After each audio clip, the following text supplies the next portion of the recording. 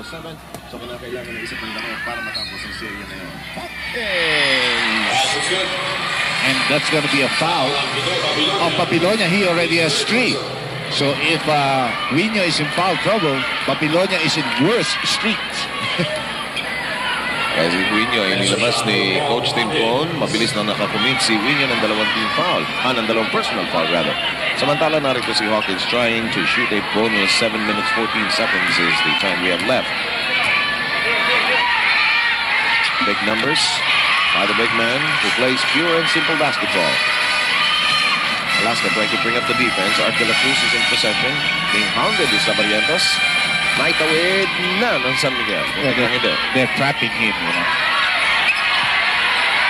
Travis. Oh boy! They always use Hawkins to double team. He is the best forward to do the double teaming. So if he's gonna leave his man, that guy who's being double teamed must always look for the open man. So yun ang nangyari doon sa sequence na yun. Yep. Narito ngayon si Lastimosa drawing the double team. Tama yung sabi ni Kenny Travis this series is going to be a series of strategy as well. Narito si Hawkins. Ayaw, Bulado, sinungkit sa langit. Mataas ang talon ni Bulado doon. That's 4 on Babilonia. Hindi makapasok si Polistico dahil wala naman dead ball situation. Correct. It's going to be a side court going. He was not in the act of shooting. But San Miguel already has 5 team fouls and Alaska has 4. Early in this quarter. Nauna pa mas marami ang Alaska kanina.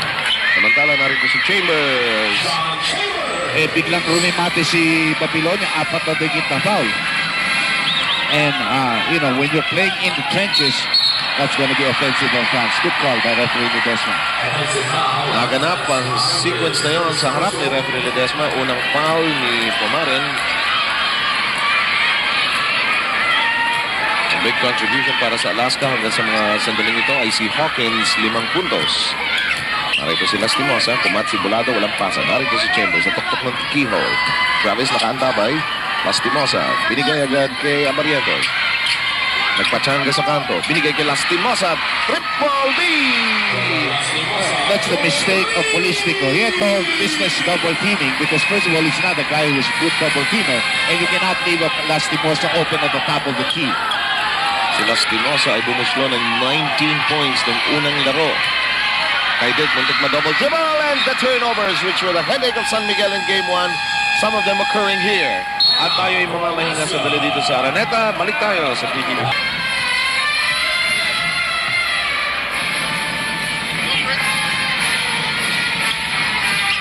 Sa ating pagbabalik mula sa timeout na yon, lamang ang Alaska 16-13. 5:26 ang natitira rito sa ating first quarter. Aggressive na naman ang Alaska sa rebounds. Subalit nakuha ng San Miguel. Si Pumaren hindi ipipilit, 3 ang nakaantabay sa kanya. That's how fast the White Shirts come back in transition defense. Now they've got to wait for Kenny Travis, who has not scored yet in this ballgame. Naka-attempt na ba, Dr. Jim? Once. He had that turnaround shot there at the corner. Samantala, narito si Travis. Mukhang narinig ka, Dr. J. That's the way to do it. You take it strong to the hoop, That's the way Alaska's been scoring and getting the fouls of San Miguel. They're shooting most of their shots inside with only the 3-point shot of Lastimosa being their long outside shot. Bumaba sa 1 point ang lamang ng Alaska. 16-15 lamang ang Alaska. Gaya na nabanggit natin, Lastimosa ibinigay kay Hawkins. Si Hawkins binigyan ng clear out. Pag naipit may cut yan. But si Hawkins sa kanyang tira hindi pumasok. Si Bulado guilty of a rebound foul. Now that will also be the 5th team foul called against Alaska. Both teams will be in the penalty shed with 4.5 minutes left in this first quarter. Talagang binabalabag ni Gianni si France mula sa dulo pa lang ng backward, Dr. J, I mean, they've realized that San Miguel is a very good half-court team, so you've got to stop them or at least delay their calling of their half-court game. 3-point shot by Travis. Yan, konting malasa. Medyo isang drive, isang tira sa labas. He keeps the defense guessing on what he's going to do next. Ganda po ito yun. Bahala kayong umintindi kung anong gagawin kong susunod. Ang pasa na yun, medyo malamya. At hindi tiyak kung saan talaga patutungo ang bola na yon. Pero mananatili ang bola sa kamay ng Alaska Mel. 18-16 ang ating bilang. Lamang ang San Miguel Beer ng dalawa sa yuktong ito. Nagbago na ang simoy ng haging panandalian. Tabla na naman tayo. A very easy inbound play. Travis just completely in that play. Tatlo ang ating deadlock so far. Si Lastimosa sumundot. Ikalawang foul ni Jojo Lastimosa. Ang penalty ay ipaparatang laban sa Alaska sa pagkakataong ito. Samantala sa rebounds, lamang ang San Miguel 7-5 up hanggang sa mga sandaling ito. Ito ibibigyan natin ng kaukulang pansin, ano? Dahil kasi nung first game, ang laki ng lamang ng Alaska sa rebounds, 47-38. Well, because Kenny has been doing a good job on defensive rebounding, and at the same time, Alaska, has not gotten those second chance points. Cariaso coming in for Lastimosa was 2 personal fouls. 3:47 left here in the first quarter. Gumachado na si Kenny. Oo. Palagi ko nasabihan din ng time at nung nabanggit mo ng time na medyo hindi para siya umaarangkada, nasabihan, Kenny, we need you. Siguro sabi ni Norman, ganun kasimple. Well, if he could get the local scoring, then he can really save himself for the long ride. But if you don't, getting second chance points after the miss. And you see Alaska, most of its points are inside the trenches, sa loob. High percentage shots. Hindi ipipilit sa labas. At least sa mga sambaling ito, Alan Tedek is wiggling free. Illegal screen. Tato Agustin, by the way, has been inserted into the lineup. Narito si Cariaso sa kanto. Magbibigay ng screen si Hawkins. Short roll si Hawkins, pero walang pagkakataon maipasa. Binigay kay Chambers sa tuktok ng keyhole. He fires, leans in! And that's a difficult shot right there because he had the defense all over him. Narito si Cariaso. That's where he loves to start. Mula doon sa opposite corners. Oops, si Kaidik tinamaan ng wayward elbow, shoulder din. And Cariaso. Oh, good tap in, tap from behind. Alaska is running. Oh, but he misses it. Oh, that back was missed by Chambers. Medyo malamya rin yung pasa ni Ato Agustin sa low post kaya na-anticipate ni Cariaso, inabot. Oops. Marito si Art de la Cruz. Bangka ng malalaking tao sa loob. Nanalo si Polistico sa sequence na yon. Yung mga karedista yun. Bayan.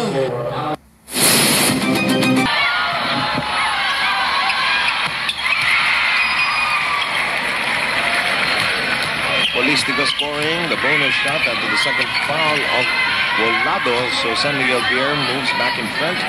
25-24 with time down to 1:37. Alvarez and Dignadizel come in for San Miguel while on the part of Alaska. That's a foul on Ato Agustin.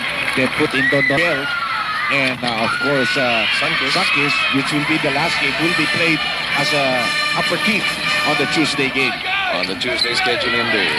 And here comes Ato Agustin. Johnny is doing a good defensive job trying to keep in pace. But Ato Agustin has that turn. Gets the back iron. Malambot rin ang tira ni Agustin. Parang hindi maganda ang bitaw. Nahinto si Johnny. Nabigay kay Chambers. Sabi ni Dignadizel, try me, man. Try me. Sabi ni Chambers, I did. Watch him go.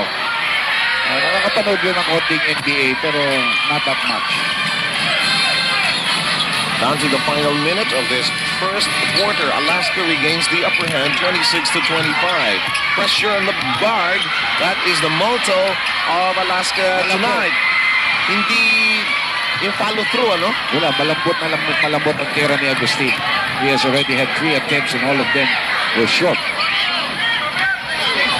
Samantala, si Ampalayo ay ginugulo ni Abuda. Pasok sa loob ang bola. Chambers muntik mabitawan. Ginugulo ni Dignadizel. Chambers pumihit. Walang pumasok. Si Johnny ang nakakuha ng bola. Naka-box out lahat. Pero si Johnny pa rin ang nakakuha.